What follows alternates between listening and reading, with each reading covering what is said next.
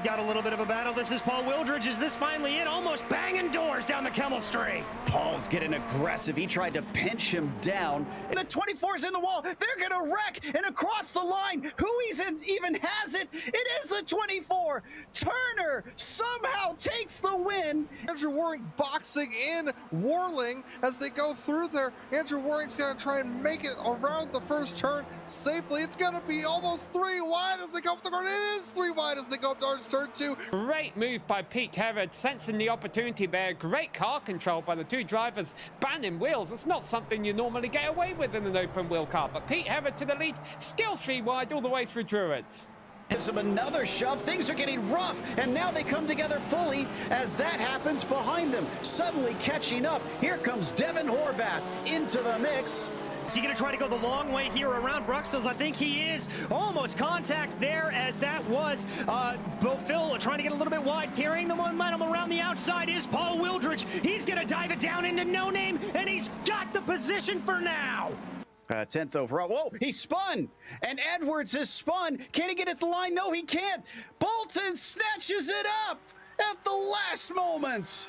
Taking advantage. It's rare you can see passes through here side by side. Probably not going to end well as they come together and cutting back underneath. 3 wide through this corner. This does not look good. This does not look good. They're still going to manage to hold on to it.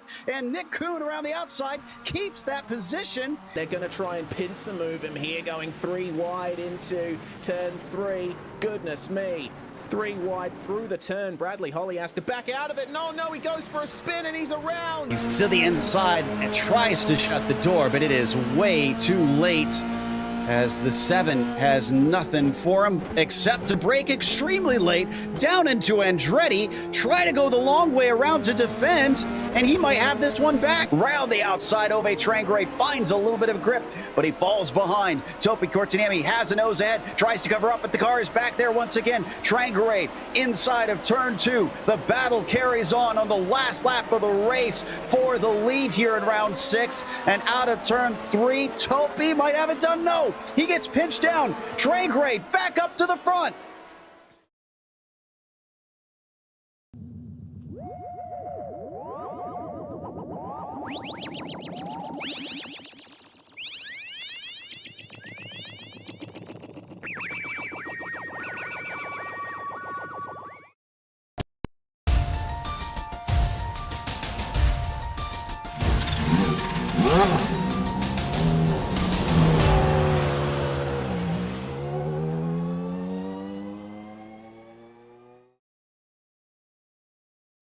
Having 2 last names must be a sign of luck this season, because for the past few rounds, Hamel Smith and Sintes Galindo have been leading the championship, and that is in spite of a single win for Aitor and a single podium for Jamie. Their rivals are quickly catching them, though. So will today mark the day one of them slips out of the lead? We'll find out soon as we get ready to watch round 7 of the iRacing Kamel GT series, and you'll see it all live here on the Global SimRacing channel. Hi, I'm Joe Peak, and with me in the booth is Adam Lindgren. Behind the scenes is our director, Zach Johnson, and he's using cameras provided by Dougie Beard. With the brand new track of Hungary before our competitors, questions lay ahead as to how the dynamic for the Kamel series will be here. Let's head to our track guide to learn more about it.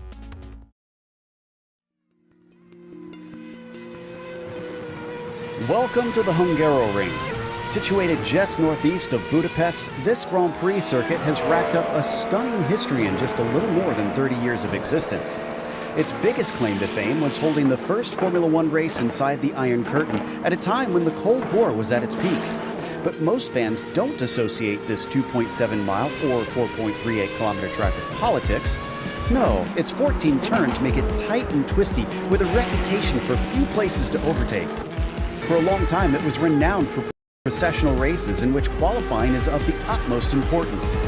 But the past couple decades have seen a litany of utterly wild and unpredictable races that greatly overshadow the single-file events of before. The majority of passing takes place into Turn 1, while some battles do carry on into Turn 2.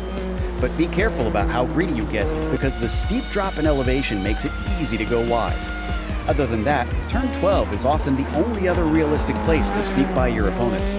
Perhaps the scariest and trickiest of the corners is 4, which presents a blind and crooked entry into a high-speed flick. Though modern times have seen a paved runoff added to it to make it safer, that's considered out of bounds, and drivers will find themselves being told to give back time if they abuse the exit. Built with fans in mind, the track sits in a natural bowl, allowing great views from most sides of the venue. It's easy to see why it's become a fan favorite on the F1 calendar, and there's little doubt it'll continue to see lots of racing for years to come.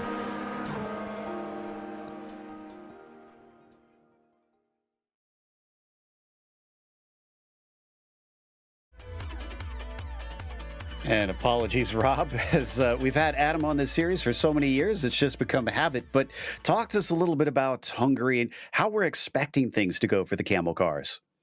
Hungary is a new track for old cars, no country for old men. If you've ever read or seen that kind of movie or story, it's kind of the same thing, but for a car form.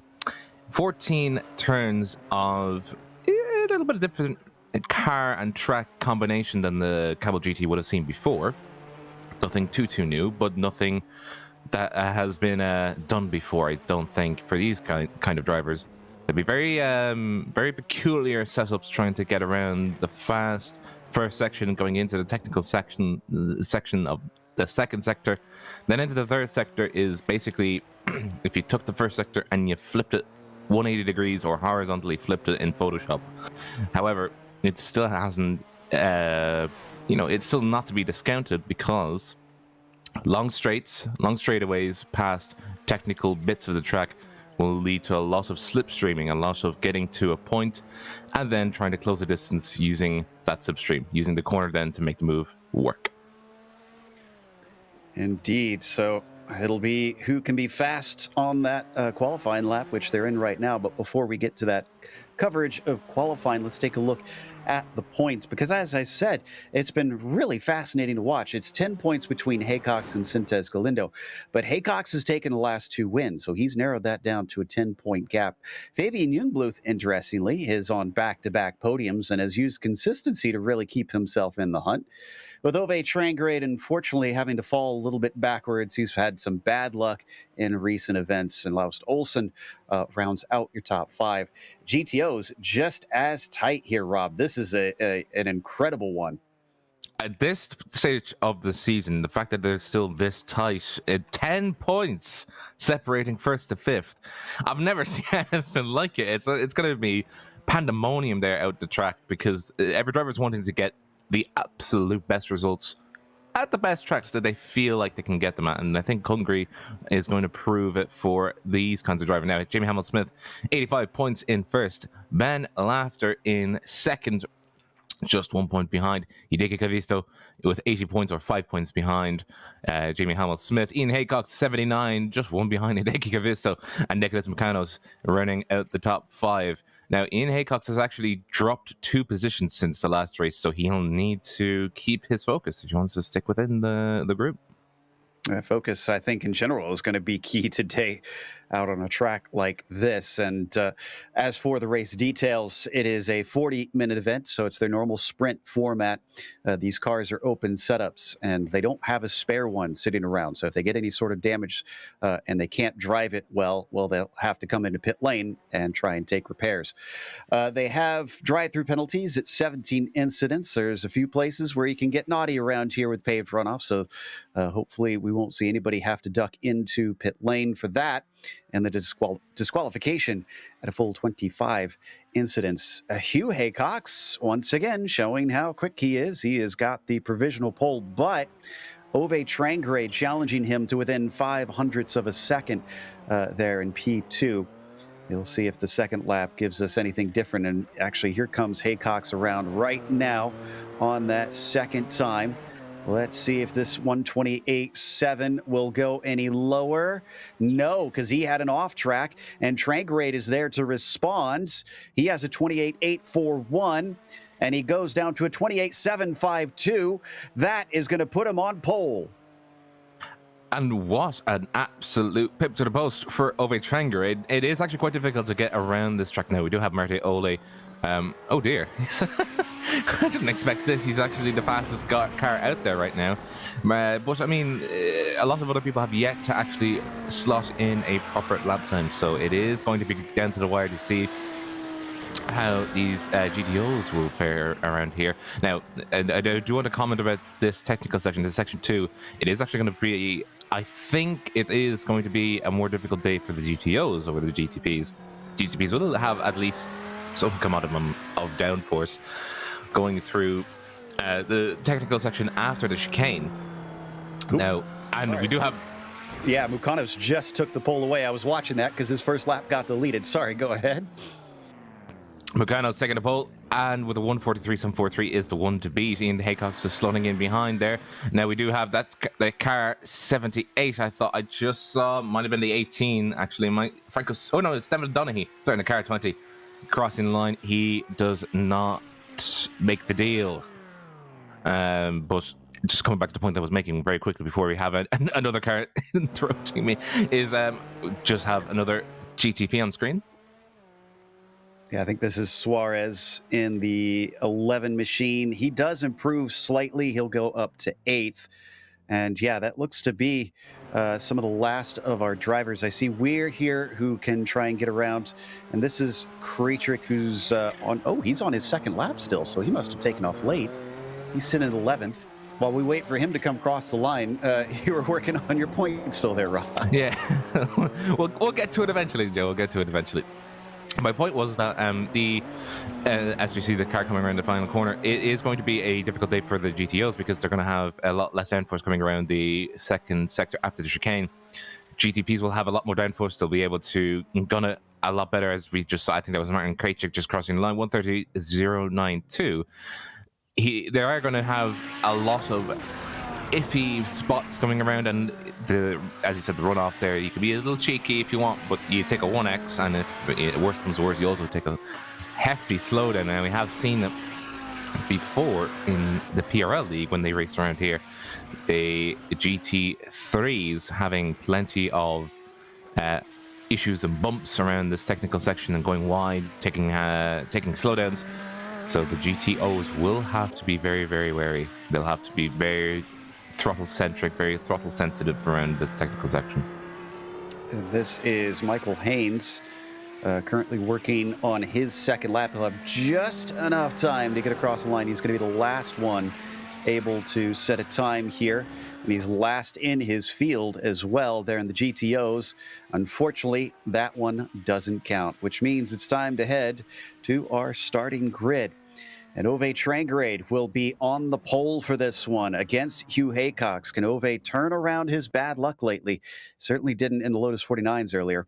Fabian Jungluth will be starting from 3rd. And Togo Hisada, unfortunately, not able to hang tough for a 2nd place back in Lotus 49s either. Going to start out in 4th, just outside the podium. Julian Martinez Pastor starts in 5th, and Heitor Sintes Galindo, points leader, down in 6th place. You've got Javier Mosquera in 7th, followed by Pablo Suarez in 8th, and Gianluca Gabbiani in 9th. Then it is Martin Krajcik, who just popped into 10th there at the end. Zilvazi starts 11th, and John Keefe in 12th. Doug Cloud, who has found a bit of speed last week, will start from 13th. Alexis Tapia Vico in P14. Jorge Zuniga in P15. He'll be followed by John Cope and then Lucas Hill, the last of those to qualify in the GTPs, followed by Peter Brusniski, who will be at the back of the field. In your GTOs, we have Nicholas Mukanos putting his rubber stamp on things and making sure that nothing comes in his way. In 2nd place, Ian Haycox, Marte Ole following behind, and then Franco Scuri in 4th. Hideki Kavisto, we've seen some similar names in the top 5 this time around for the grid.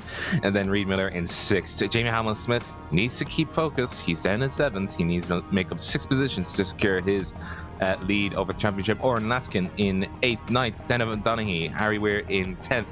Then if we keep going, Nelson Cameron in 11th, Mark Ole in 12th, Mika Tupola in 13th, Michael Haynes in 14th, and that was the last qualifier. Then we have Attila Lukakas, Roger Romero, and Alexis Olivieri. Indeed. So it is a 35-car field out there today. That'll be plenty around a track as tight and twisty as Hungary. And watching our points leader, Sintez Galindo, starting from back in 6th, you have to wonder, can he keep up that streak of podiums that he's been on, that he hasn't been off of since round 2 at Suzuka? Some of that seems to have been due to some attrition lately, but I think this is a track that could see plenty of that attrition rearing its ugly head, even though we do have pretty ideal conditions at 74 Fahrenheit, 23 Celsius there on the track surface. It's a short pace lap here. They start just before turn 12, and hopefully they can get everybody separated. You can see they've given a moment for the GTOs to space themselves out a little bit. Ove Trangrade seeking redemption. Hugh Haycock's trying to deny him and make it a three-peat here in the Kamel GT series. Off the final corner, and the green flag is out. Trangrade is away quickly. He gets a good start, but he's given a huge slipstream to Hugh Haycox, who is looking around the outside as they come down into the first corner.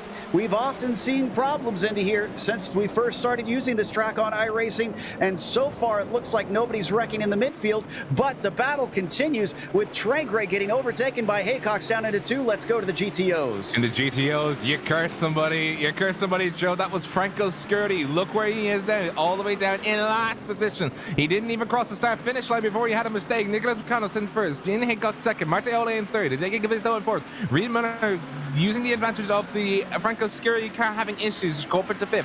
Jamie Hamilton has already gained a position due to that as well, so he's chasing them down. Single file all the way. Mukanos, though, in the lead on his 3 back-to-back wins, trying to make it 4 now. Ian Haycock's holding tight, seeing if he could keep him honest, though, as we switch back to our prototypes. And Haycock's quickly scooping up the lead away from Ove Trangrade as Fabian Jungluth continues to follow in 3rd. And the issue is going to be with Haycock's having to sort of set the pace. If he sets the pace and he makes a mistake, that is going to be very, very difficult to actually regroup, because this track is very unique in how it punishes you, because if you make a mistake on the inside or on the outside, there is plenty of track runoff, but that track runoff also comes at the cost of having very sharp angled turns, and it is going to provide a very easy overtake. If you can see there in the background, cars having to dodge in and out, as I think down in 6th position, Ayrton Galindo, his day is about to get worse. Yeah, and he doesn't cover it off enough. He opens the door for Pablo Suarez. Suarez gets his foot through the door, and he is going to get himself into 6th. Tries to defend. Oh, and it gets very tight down there. Sintez Galindo almost gets shoved off the track, but he backs out in time and blocks off Javier Mosquera before he can get through. Yeah, and as well as which, the corners are very set up too. You make the move, you make it on the inside, you probably have it guaranteed as long as you keep the mind in the fact that there's another corner coming up, and it's probably going to be on the opposite side. The track is very unique in how it does it. There's always sort of a twin of corners, a left and then a right, or a right and then a left. That is going to be the car of Franco Scurti. He is racing no more, I think. I think he's pulling it in. He's hit his pit stall. I'm not sure. I guess he's got to take repairs here, because I would have thought maybe if he had short fueled it, it'd have been a splash and dash. But that damage from that opening incident into basically out of the last corner before the start finish line seemed to have set him well back. As we continue to watch the fight now between Sintez Galindo and Pablo Suarez. They're all You've got a car. Sorry to interrupt you. Jorge Ziga back in 17th position. He had a massive slide coming out of the 3rd last, and well, you can see how that's punished him. He's actually fighting for his life right now. Yeah, John Cope with him right now, but he's not able to get past as we come back to the top drivers once again. This is being led by Pastor in the 14 machine in 4th place. And you can see the absolute train that is forming behind him. That is Hisada, Suarez, Sintez Galindo, Mosquera, Gabbiani, goes all the way back to Krejcik in 10th. Yeah, the issue is that the car 14 has now lost the initiative. He's now got, as he said, engineers make no difference, the entire world behind him, or what would feel like the entire world behind him. And Togo Hisada is definitely not shy about making his presence felt. He's filling the mirrors, making sure that Pastor absolutely understands that he is in the hot seat, as it were. And I will say that who else is in the hot seat? I would say Hugh Haycox is also in the hot seat because he's not gotten away from Mr. Changarade, and Changarade is actually just ever so slightly catching him on his last lap. Yeah, so 130.1 for Hugh, 30.2. So Hugh was a little faster last time, but this time 30.2 for Hugh. Ove also 30.2. He is matching his speed, and Hugh Haycox not getting away. Ooh, he locks him up just a little bit down into the first corner, and just a worse lockup there for Ove Trangarade as he slides wide on the exit. It is a surprisingly tough first turn into this track.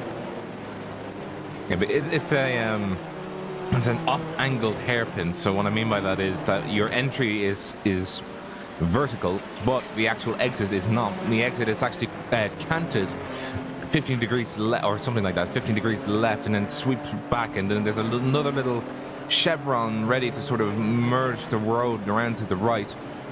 And oh crikey, that's a GTO. That is going to be, I think that's Olivieri, Alexis Olivieri, having issues into the hairpin. Yeah, and that's the first of our lapped cars that they've met, and it's quite a while before they get to the next one. Oh, maybe I spoke too soon. Oh no, that was our battle catching Olivieri. That was Pastor, as Suarez is now having to play defense with Hisada attacking. Coming around the outside, can Suarez make this one stick? Thinking about 3 wide. Almost looked for a second like Sintez Galindo wanted to get involved, but decided against it. He's watching the pair continue the fight as they go back-to-back 180-degree hairpins. And this is where Aitor Sintez Galindo needs to not worry. It is still a 30-minute race. There is still plenty of time to make the moves that he needs to, as he sees that the guys have sorted themselves like on single file. And oh crikey, he's not shy of making a move on the inside. That's going to be the car number 3. That's going to be number 11 going very wide, coming around, punished by locking up his brakes and then going around the outside. That's going to be Aitor Sintez Galindo trying to secure the 5th position from Togo Hisada. Togo Hisada has a little bit of a nose on the inside, but he doesn't make it. 2 spots in 2 corners. Aitor says, thank you very much. That's what's gotten him podiums many times, and I'm sensing some sarcasm from Pablo, who is repeatedly mashing thank you on his keyboard right now. It just about made contact with Hisada, but Hisada's getting boxed in because this is Romero just in front of him. He has to back out, so Pablo gets the spot back into 6 as they all go by the yellow and black GTO. I think nobody was really wanting to pass the car right then and there, but I mean, you have to pass the car sometime. And the Hungaroring is very, very unforgiving in terms of multi-class racing, especially given the fact that they're going to have it worse. It's not going to get better. There's going to be many, many other GTOs, and they're going to be battling each other. Now, one particular battle, it's actually forming right now. Ian Haycox and Marte Ole in 2nd and 3rd. They have been closing the gap to each other at the moment, and the leader of the GTPs is actually coming to within shouting distance of these guys. They would hear the GTO or the GTPs coming around. Ian Haycox has been holding off Marte Ole for the last about 4 or 5 laps. Marte Ole has only been closing about a few hundredths of a second, but it will be the battle for second because Nicholas Mcanos has just said bye. Indeed, 2 podiums so far for Ian Haycox this season. He'd like to make it a 3rd, and I'm sure he'd love the 2nd step because he's only been, I believe, he's only been 3rd in both times that he has gotten those podium finishes. But that bright green car being chased by Marty Ollie for much of this race, and they're continuing to lose distance to Mcanos, who has had this one under wraps ever since he took that pole away from Marty Ollie. Credit, though, to Marty. This is some very good pace from the 21. It is very good pace as well. And just to come back to your point as well, that he had the P1 and then the P1 through and through once the car has gotten going. By the way, our leaders have just hit lap traffic. literally, they've hit lap traffic. Haycox has run into him. Trangrade's going to take advantage, and here comes Jungbluth. He is going to be able to pass Hugh Haycox as well, demoting him to third. This happened in the penultimate corner, but it's not over yet, because here comes Hugh back at Fabian, down the front stretch towards turn 1. Can he keep it from locking up? He's going to show his nose to the inside, and he's going to be able to get wheel to wheel, given space down at the apex. And it looks like Fabian, well, I thought he saw the writing on the wall, but he knows to fight back with great momentum out of that first corner, but not enough of it. And there goes Hugh back into second. Yeah, and I can tell you, it wasn't just poor Haycox that hit the car number 24 of Nedrick and Cameron. Nedrick and Cameron had hit the car of number 29, Oren Laskin, who got ejected off the track, essentially. And unfortunately, he has been worse for it. He's actually, the both of them, I think, are going to have to come into the pits. Back into the backstretch, and the lap traffic gonna give a buffer there. Well, I thought it was gonna give a buffer to Trangrade, but man, what a smooth move by Haycox to sneak through that chicane. At the same time, he lapped Donaghy, and he's gained ground in that exchange, as here's the replay of that incident with the 24. Unfortunately, like you said, spun around into the racing line and just was kind of plugged up right when the leaders got there. Blue car on the right is going to be your Oren Laskin, and the car 24, you just see there the number is going to be Nedrick Cameron, and just oh no, not the move you should be making right there, and then not going to work. And really, unfortunately, that was just an unfortunate incident there for Hugh Haycox. Nothing he could do. So we go side by side. This is Haycox having to defend from Jungbluth as they get more cars. They're having to lap that Visto that they're going through. Even as he defends, Haycox trying to break deep to catch up to Ove Trangrade. Almost manages a pass on him, but they stay in order. Trangrade, Haycox, Jungbluth, your podium. Now they get slowed up behind that battle for second. You were talking about this, Rob. They've got to be careful here because these are top positions. Bottled up and ready to absolutely explode. If you had a champagne bottle, I'd stay far away from it, because it'd make you quiver and shake with how very tight these corners are, especially with GTOs having to be navigated around by the GTPs.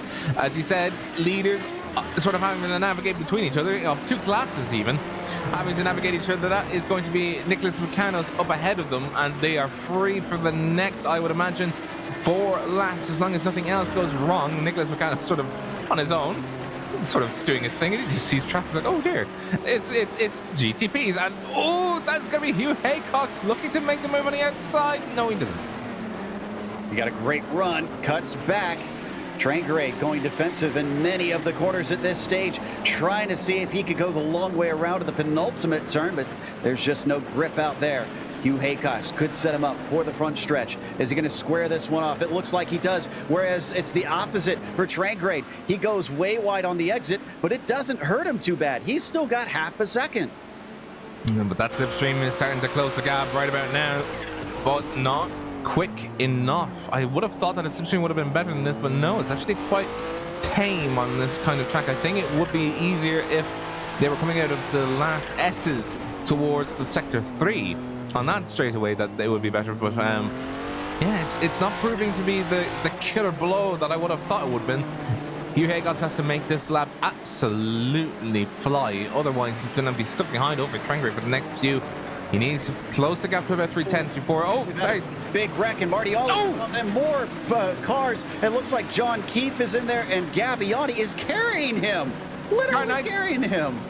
Car 19's got a new hat. I wouldn't expect to be a Marlboro branded hat, but there you go.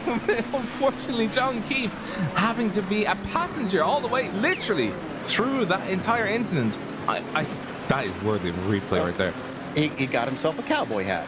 So the Marlboro man unfortunately perched atop the Italian, and he actually got shoved by Doug Cloud, as Cloud didn't see the incident in front of him. Here's the replay. From turn 1 into turn 2, you can just see the amount of traffic that they're having to navigate through, and you come up into turn 2 and the crescendo events just start occurring within half a second. I thought, here you go. So yeah, he tries not to get into Haycox, spins around, Ollie has nowhere to go. He's stuck facing traffic. I think he does the right thing. He has to try and stay put. As soon as he gets hit, he sees the opportunity to back up, and that is a new one for me. I've never seen that before. I don't think he liked the hat. We're looking at the perspective of Mr. John Keefe, the hat connoisseur, so we're going to call him from now on, as he just gets tapped. Oh, yeah, you can just see the car 25 does not check up when the car 17 did, and the car 17 was given a new owner for about half a second. Unfortunately, I don't think the car number 19 really liked that hat, so he had to drive away. But very unfortunate for John Keefe, who really was trying his best. I mean, he did brake. He broke very well. He saw the incident, but the car behind did not. Gabbiani having to come into pit lane. That was enough damage that he's going to have to get it fixed. He joins Franco Scurry as one of the visitors who's back out on track. And the only other DNF we've had is Cameron, who we saw in the incident earlier with our overall leaders as well. It's back to an old favorite, Sintez Galindo facing off with Suarez, but now it is Suarez in P5, and he gets a great exit down into 12. Yeah, Heitor Sintez Galindo, he's been stuck. I think he's got himself into a trench. He's dug himself in a trench, and it's all quiet on the Heitor Sintez Galindo front as he's trying to just navigate his way past Pablo Suarez, but he's nowhere near him. The gap is now a second coming around the last corner. Heitor Sintez Galindo is absolutely he's lost his mojo, I think, because he's not getting anywhere. Yeah, he's dropping off for sure. This has split a lot of our battles, but looking down in the GTOs, because we haven't really given them a lot of love this race, Tupola and Laskin are vying for 9th place currently. Here you see Mika in the yellow machine being chased by the 29 of Laskin. It looks like he's got pretty good speed here. He's making Mika go defensive down into turn 12. And is that for position in front of them? Yeah, he's going to be. Yeah. Yeah. I and Mark Ole is also another person that's just sort of lost his mojo. He was 2 seconds slower. He was actually over 2 seconds slower than Nicholas Rickenelson in that last lap. I think he is having some issues of his own. Remember, there's Mark Ole and Marty Ole just covering off. It's two different drivers that we've got covered there. And Mark is started a little bit farther down and going way deeper into the corner. Looks like Tupola is going to be passed by Laskin. Yeah, Laskin, nice, easy, clean move on the inside. He's the fastest of the group of three right now. Mark Ole, now I'm making a statement of it's Ole. at this point we're talking about, he did a 147.285 on that last lap. Other than Laskin was a second faster, so I think Mark Ole is in some extremely serious trouble, and he has lost speed due to something. I am struggling to figure out what that is, because his car isn't looking too bad. I would have thought that looked clean, Joe. Yeah, I'm not seeing anything on his timing sheets that are showing a major problem. So no laps look like he had some sort of off or a hit from somebody or something. Maybe just losing a little bit of the pace as they come through the back section of the course up towards turn 11. Swift right-hander, this one, with a paved runoff that tempts you and to maybe taking a little bit too hard, but none of them are going to extrude that 1X off course this time through. And breaking down into turn 12, still no change of position as we pop our way up towards the leaders now in the GTOs. This is Haycox and Marty. Yeah, just to say, by the way, car 33 incident on the pit start finish straight, towed his car, massive amount of damage. I don't think he was starting the race again. And we can just see that is the car of John Keefe, by the way. Just look at how curmunched that poor 17 is. That is absolutely not a happy car. I think it has seen better days. You know, cue all the poor hat jokes that you can think of where it's all crumpled, but it's still a lovable car. By the way, the 33 was Brzezinski. He got into Oliveira on the front stretch after Alexis had a spin. The two came together, and it was too much for Peter. He had to take a tow. Back to Togo Hisada. And not only does he have Heitor Sintez Galindo in front of him, but it is Alexis Tapiavico and the car that you cannot miss. It looks like it comes straight out of Country Time Lemonade. Yeah, yeah, I was surprised as well. It just popped into view for me, and I just thought, oh, that's very pink, but it's a very nice pink car. It gives us an idea of what's what. Correction in the world of GTPs, because Sanchez Galindo's story is that he is now very much in the hot seat again for the second time in this race. He's under threat from cars behind. And Dogo Izada has actually been quite a bit faster. He was a second faster than Aitor Sanchez Galindo in the last lap, and he's pushing and prodding the buttons of Aitor Sanchez Galindo, who is trying his very damnedest to keep the dream alive, try and keep the top 5 dream alive, but is fast and furiously fading away. Yeah, I think there was a mistake in the chicane that Aitor knew immediately, and that's why we saw that stout defense into the next corner, trying to keep Togo from getting through. And I do believe it's a Trident Gum car for Alexis Tapiavico, so I'm wondering what flavor that is that he's got his own. And, this is for the lead, and it's Traeger to the inside, Haycock's around the outside, big lockup once again on the inside tire, but he makes it a successful defense. He leaves the door open, though. Haycox knows it. He's going to try and get his foot in the door as they come wheel to wheel down into turn 2. They go side by side all the way around the turn, and then back through. They bang doors. That shoves Haycox off the course a little bit, but they both continue with Ove retaining the lead. Haycox needs to be very careful. He can't be doing that way too many times, because if he does, it'll be absolutely detrimental to his health and his performance of the car, because these GTPs are quite the fragile thing. If you hit it too much, it will start to fall apart and it will lose you time. Hugh Haycox, I think he just wants to, say, I have a right screaming pedal, you have a right screaming pedal, let's scream our pedals together and see who's the fastest, because he is still keeping up pressure. He's backed off a little bit, backed off to half a tenth, but I think he sees the prize in front of him. I don't think he's going to give it, because the GTP suddenly comes into view, or the GTO comes into view. So much happening out there today. And Ove Trangerade, by the way, his last podium was at Long Beach 3 rounds ago in second place. Since then, an 11th and a DNF. So it's been a pretty poor showing for the number 5. He really wants this victory, but he's being made to work for it by Hugh Haycox. Could we have a shocker from Jungbluth where he takes his first win of the season? I don't think it'll be his first win of the series. I believe he took a victory at Brands Hatch a couple seasons ago, but I'm sure he wouldn't mind getting number 2. I don't think he would mind getting number 1 either. I mean, it's a bit of luck involved when you're in third place, or the third on the group of 3 battling. You're sort of the conductor in sort of the orchestra. You have the notes in front of you, but as to what the end result will be, you kind of have to make sure that everybody's at the tip-top shape and ready and in the correct positions for you to be able to make your overtakes. But, Hugh Haycox has been trying to catch Ove Trangerade, who had Ove Trangerade being held up by a GT. Oh, that is going to, crikey! That is going to be a contact between Haycox and Trangerade as they try and clear traffic. Ove Trangerade under pressure. Oof. What kind of music are they going to make today? Is this going to be a French lullaby for Hugh Haycox, or will we get some Norwegian death metal from Ove Trangerade as he comes into the penultimate turn? More traffic in front of him. This time our points leader, Jamie Hamill-Smith, who's running a quiet 6th out there, and they should be able to get him on the front stretch, but you can't count out Reed Miller, who is immediately ahead of him. That was very close.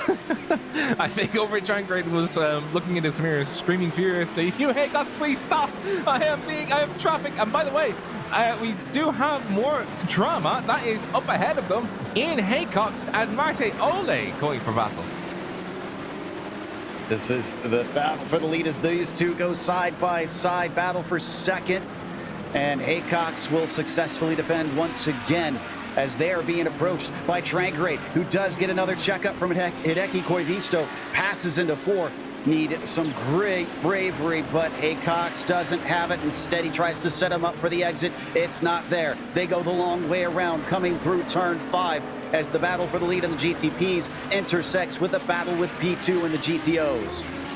And I would say that they are, I think everybody is just trying to hope that they get through the other side.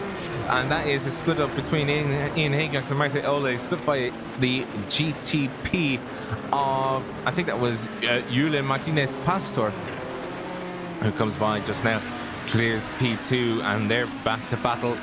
And actually no order change for anyone at the moment. Oh, Hugh Haycox leaving it very late.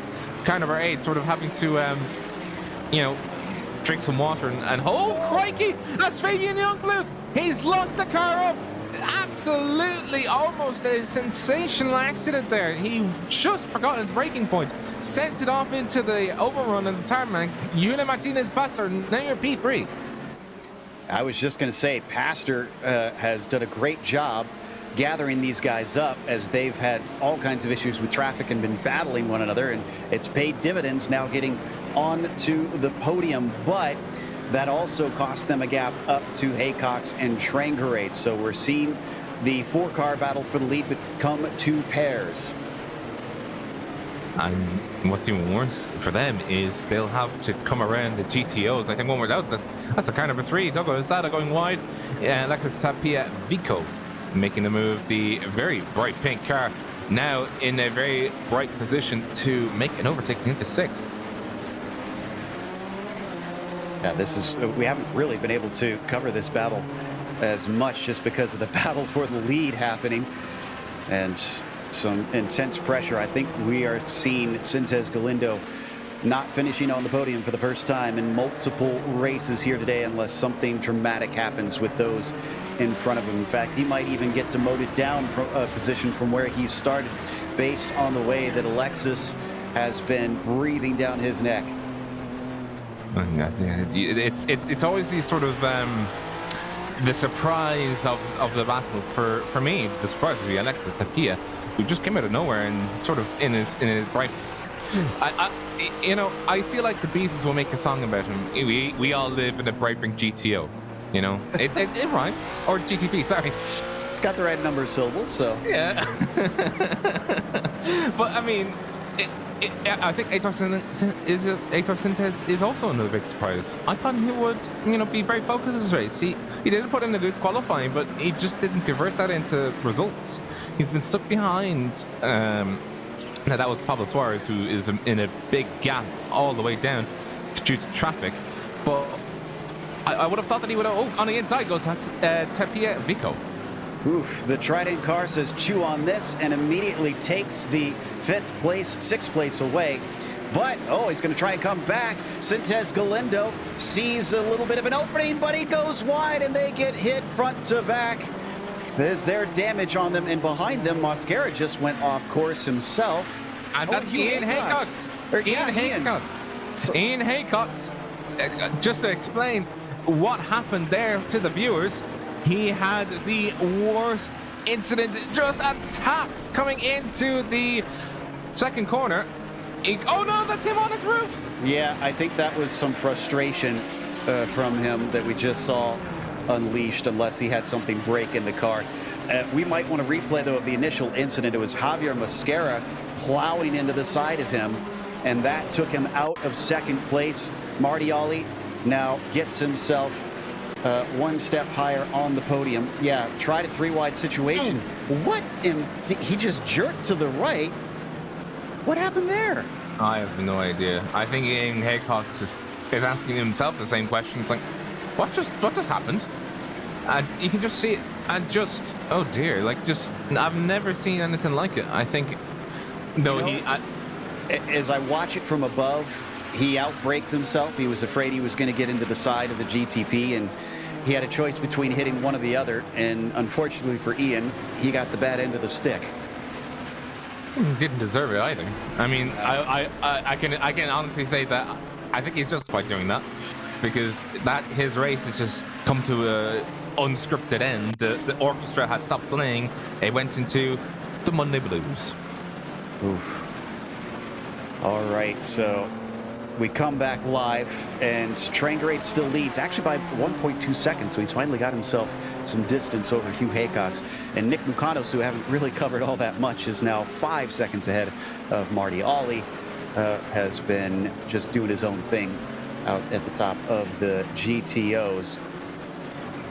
Are we finally going to get a little bit of calmness? We have 11 minutes left. This race has absolutely flown by. Calmness? No, because Togo Isada is battling Aitor Sintes Galindo, whose race is, his race is very, very, very, very topsy-turvy, and I think, unfortunately, the time has now come. The orchestra has started playing. You're now going to 8th. Oof. Yeah, what a day it has been for Sintes Galindo. I'm keeping half an eye on this, and also Reed Miller might be able to get himself up into 3rd, because he and Hideki Koivisto have been getting ever closer. There they are on the screen now, down into turn 12, and yeah, very close, less than a car length back for Reed. I will say this, apart from Ben Laughter, and Ian Hancock's, the top 5, or 3 of the top 5 in the points are also in the top 5 right now in this race. However, the order is flipped. Jamie Hamill-Smith will lose the lead, I think, if he stays where he is, and I think Nicholas Buchanos will get a big old boost. Oh, sorry, that's the lead. Our leaders. Yeah, that is Trangrade and Haycox. Once again, the traffic will pinch you back together in a heartbeat, and he's going to catch some more of it. Does he play defensive? Is Haycox even going to have an answer for him down into the braking of turn 12? Doesn't look like it unless he can get the over-under, and he cannot. No, clipped the grass a little bit, took too much of the curb, sort of slowed the car down as he was trying to get the car, sort of the boat, as it were, trying to get it navigated around the final corner. And as well as which, he was just trying to, I think he was trying to overdrive the car. I don't think the car would have really done it on the inside, especially of a corner with a angle as acute as that was. Back behind them, though, Fabian Youngblood is trying to right the wrongs that he did to himself by having an absolutely hard braking into the second last a few laps ago, trying to take past P3 of the car number 14 of Yudim Martinez Pastor. They're going to come out of turn 3. It's a launch here down to some very fast corners into 4, and then braking hard for 5 as they catch up to Olay at a very awkward spot, and thankfully no contact between any of them. Fabian Youngblood still stuck behind. It amazes me how well they can time some of these passes through here. But look at this. This is Tupola and Laskin, who we were watching battling earlier. So now 2 battles will converge. And it's actually 3 battles converging, because right ahead of them is still the battle for P1. But we just focus here now on Auden Laskin as he's trying to run away as fast as he can. He's now the gingerbread man of 7th position as Mika Tupola is trying to catch him. The baker trying to catch the gingerbread man as the car number 14 and the car number 4 still go to battle. By the way, ahead of them, Ollie Trangrade still holding off Hugh Haycox. I was about to say Ian Haycox, so he'll give me a slap on the ear for that. But still going at it, and the poor car of John Keefe once again. It makes me sad so much every time I see that poor little car.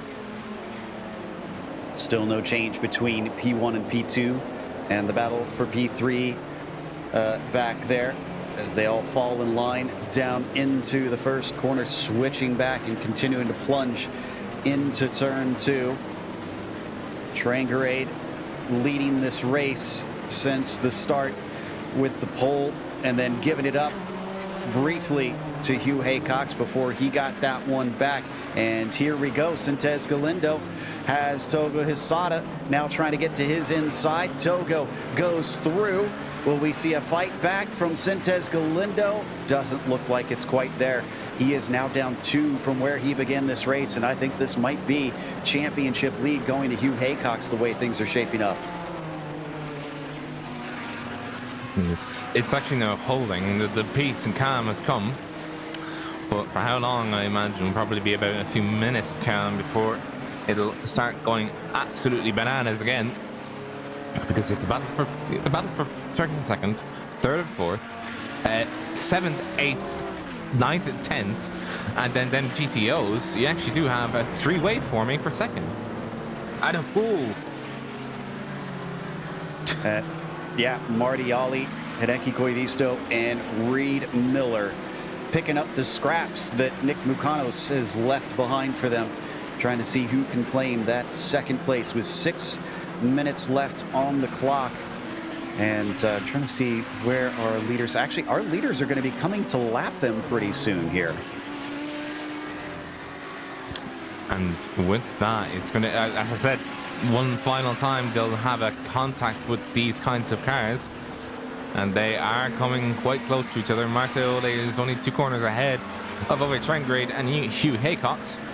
And with the fact that the cars are still tied together in terms of one overtaking maneuver, it is going to be it is going to be very interesting to see how the gap closes and how the leaders of GTPs will handle it. Yeah, within about half a lap, they should be approaching the rear. That is John Cope. That we saw trying to go through the second place battle. This is, looks like Pastor in third, still leading Fabian Jungbluth around. Jungbluth might not be able to get 3 podiums in a row unless he can do something fancy to manage to get by here soon. And we are coming to line with about 4.5 minutes left on the clock, with about 1:30 a lap for the GTPs. I think we have 3 laps to go. 3 laps of Ove Trengrade, hoping and praying that Hugh Haycox doesn't close the 0.8 of a second gap, and also that Marty Ole is hoping and praying that Hideki Koivisto and Reed Miller do not catch him back up again.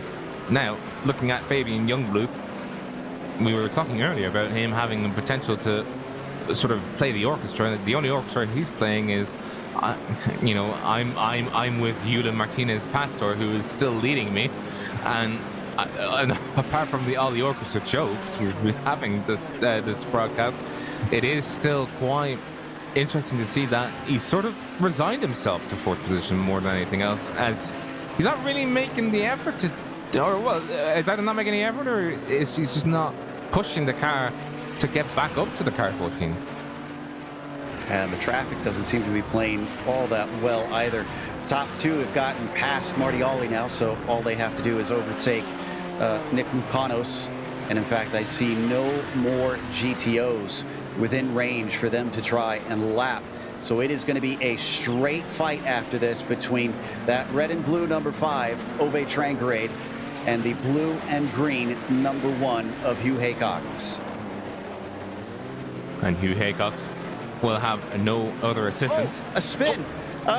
Too much wheel spin from Hugh Haycox. That one was all on his own.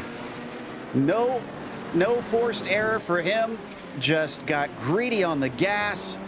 And there goes the gap back up to 4 seconds. Now that could still close. We've seen worse be closed back in before a race is over with 3 laps left, but he's not got much hope within his hands. I do think, though, that was the biggest mistake I think Haycox has made when chasing another car in this season. He's just very unfortunate, because it was the slow, sad slide of, I've now lost 4 seconds. He can't really recover until it stops, and the worst thing is he's on track, so everybody else around him has to be a bit careful, and it's just so unfortunate. He's all the way back now. It's not the first mistake we've seen out of Hugh, though. Remember at Phillip Island, he spun himself off the track in the southern loop, and that was partway through the race. He gave himself enough time to try and climb back forward and chase down Sintez Galindo to take the win out of his hands. But again, I just don't think, unless we get a major mistake out of Hugh Haycox, or out of Ove Trengrade rather, I don't think he's got enough in him to run him down. Now, do we have 2 laps or 1 lap to go here? We're doing 1:30s, and we're coming around the corner just across the line. This is 2 laps to go for our drivers, but just barely, I think. Ooh, by the maths, it is just ever so slightly. Hope you filled enough fuel in for this one. As Trangrade still at roughly 3 seconds ahead. Now, with this extended race, Michael Haynes is the next one up. He might catch up to Michael. It's about the only lap traffic other than John Cope, who's within the same class, which could also play a part in things. We'll have to watch and see. Not missing a whole lot down in the GTOs. Mukano still leads Ollie by about 4 seconds. Since Galindo loses another one. I wonder if he's dealing with some damage because Martin Krajcik goes by and now Zilvazi overtakes him in the same corner. There must be some straight line speed problems for that 7 car. But I can't see anything on it, Joe. There's no damage on that car. What, unless he's smashed the floor to smithereens and there is no floor left, and it's not giving him what did I call it? The air that goes underneath the car. Ground effects. Ground effect. There we go. Ground effects. Yes. Yeah. I thought you were talking about a nickname, and I was like, I don't know. No, not the nickname. Well, I mean, ground effect is a nickname, but unless he's smashed the underside of the car does look pretty good. Oh, Reed Miller's horrible luck continues to be just miserable today, as it's another DNF. He's had 2 already this season, and that was after a fantastic start of a third place rather, and a win in the first 2 rounds. Hasn't scored a single point since then. And by the way, Ove Trangrade just had this come through his ear.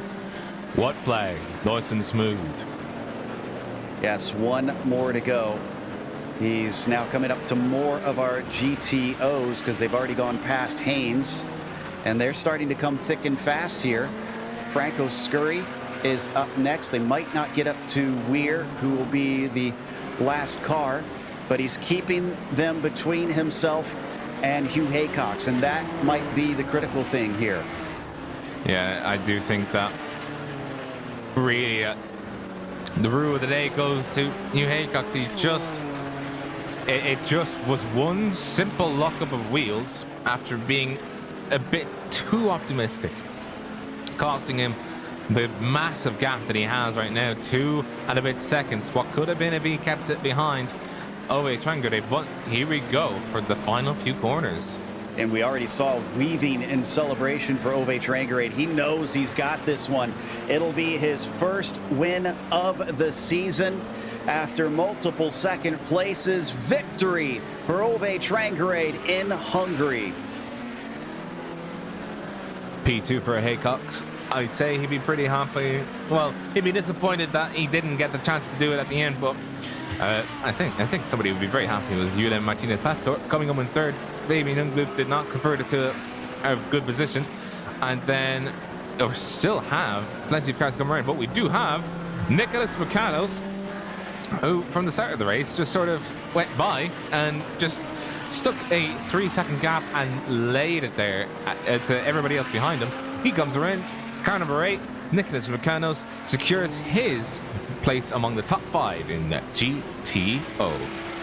Not sure if that will get him the points lead, but that is 4 wins in a row for Mukanos. Ollie in 2nd, Koivisto in 3rd, with Koivisto ahead of him in the points coming into this one, and Hamill Smith, our leader in the points in the GTOs, finishing just outside the podium. And looks like that's just about the last of our finishers coming through. Let's go to a quick break. We'll come back with the official results as well as driver interviews, so stick around. This is iRacing, the world's premier online racing game. iRacing puts you in the driver's seat to experience today's newest form of competitive motorsport, virtual racing, all from your home PC. Race virtually in indoor series from NASCAR, IndyCar, IMSA, the World of Outlaws, Aussie Supercars and more. Take on legendary circuits like Daytona, Silverstone and the Nürburgring. Join iRacing's global online racing community and get on track today at iRacing.com.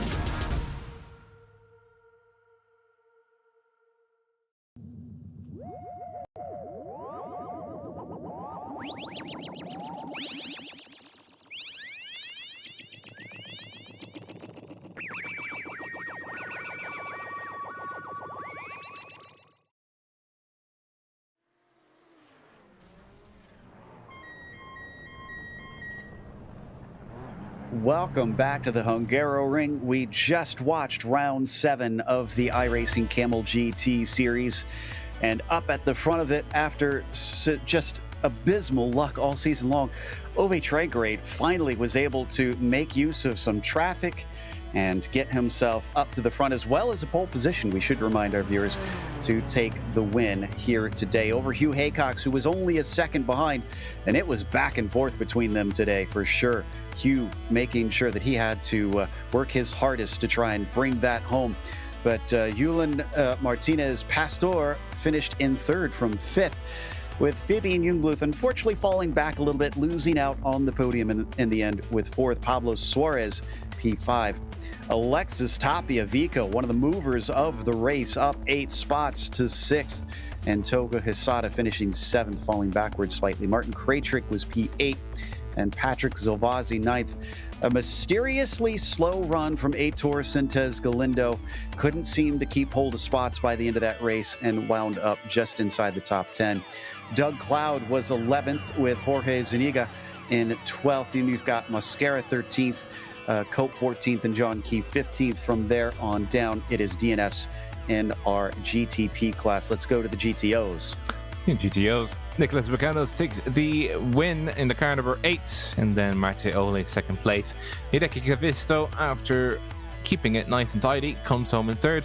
Jamie Hamill-Smith does make up 3 places though, so he'll be happy about that, but more than likely will lose the top rung of the GTO Championship. Donovan Donaghy in 5th. Auden Laskin climbs 2 places into 6th. Mark Ole, the other pairing here, is going to be in 7th. Mika Tupola in 8th. Harry Weir in 9th. Attila Lukakis in 10th. Michael Haynes in 11th. Reed Miller, I don't know, he just has the worst luck. He's running very well, and then his internet goes. In 12th position, Franco Scurti, we saw what happened to him. He did actually come back out. He raced around trying to gain as many laps back as possible. Finished 13th. Ian Haycox in 14th. Roger Romero in 15th. And then rounding out the final 2, Alexis Olivieri and Nedjun Cameron. Which will take us to our second place finisher, Hugh Haycox, here today. It was the first time that he's finished a race on the podium, but not on the top step.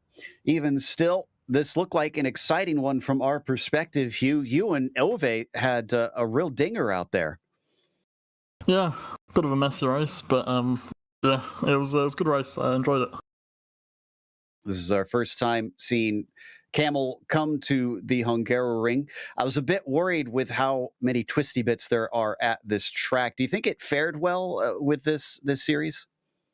Honestly, I don't think it's a good multi-class track at all. It's too narrow. There's too many slow corners and too close together. So you have to be very forceful with the Audis, which I don't enjoy doing. Unless they give you a lot of room, but it's not always apparent straight away when they give you room. Yeah, that's I'm sure a very frustrating aspect of having to constantly weave your way through them. The good news is, from what I can tell, I believe this now takes you into the points lead in the broadcast championship. Do you feel like you can bring it home from here now that you're finally in the at most advantageous spot? Hopefully. If I keep it clean, I just have to beat the rivals, and it should be all right. But yeah. Well, again, congratulations on a podium today. Anybody you want to thank for this P2? All the drivers, of course, on track for racing clean. You guys for putting on a great broadcast, and Doug for the set again. That was Hugh Haycox, who finished P2 here at Hungary. And I believe our winner for the GTOs is ready to talk to Rob. Nick, how are you? Welcome to the booth, and congratulations on P1 in the GTOs. You sort of ran away with it from the start there. Take us through it. What was going through your mind out there? Well, there are a couple people missing today. They usually battle up front, but I qualified pretty good, so I was just trying to get as many fast laps in as I could before the Nissans came through, because I knew traffic was going to be very difficult today.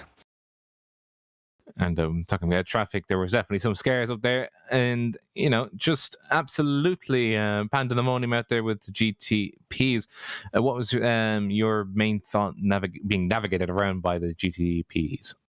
Yeah, with so many slow corners, it was kind of hard to find places to let them go. And I usually try to hold my line and not pull over, but today I was just trying to get out of the way because I don't have that much experience of this track and traffic. And honestly, it was just crazy. It was just surviving. And finally, is it difficult to sort of navigate this track as the GTO? I did make a comment at the start of the race saying that the technical section of the Sector 2 would actually be sort of the Achilles heel of these cars. How difficult was it going through those laps, through Sector 2, so just after the chicane and the sweeping S's?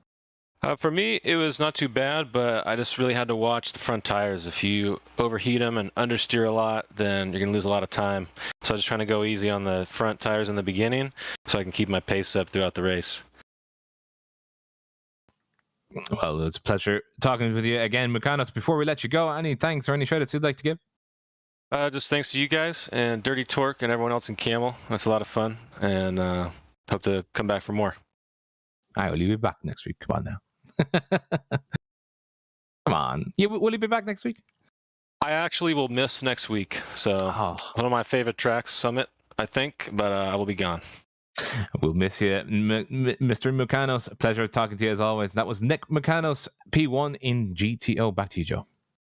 Which will wrap up our interviews for today. And once again, Kamel never short of action out on track, and even sometimes some drama away from the track too. But we want to give a big thank you to the Kamel GT community for bringing us back for another season of coverage. Also, thanks to the companies that provide the software and hardware for our broadcasts that are listed on your screen. Additional thanks to June Lalonde, who provides our wonderful music. Check out our Bandcamp for more great work. Thanks to the team today, Rob, Zach, and Dougie. You can find more info about GSRC at globalsimracingchannel.com or through our social media listed here. Also, check out our merchandise store. It's at simracingmerch.com/GSRC, and we keep a link in the description below for you. Don't forget to subscribe to our YouTube channel so you don't miss a moment. If you thought this one was wild, next week, they're going to Summit Point. That'll be Saturday, November 6th at 1 p.m. Eastern. We also have upcoming races for other series listed on the screen, so check those out. Mark them down on your calendar. And Rob and I will be back with the Formula V Weekend Warriors at Tsukuba here at 4 p.m. Eastern today. Until next time, race clean, race hard. See you on the track.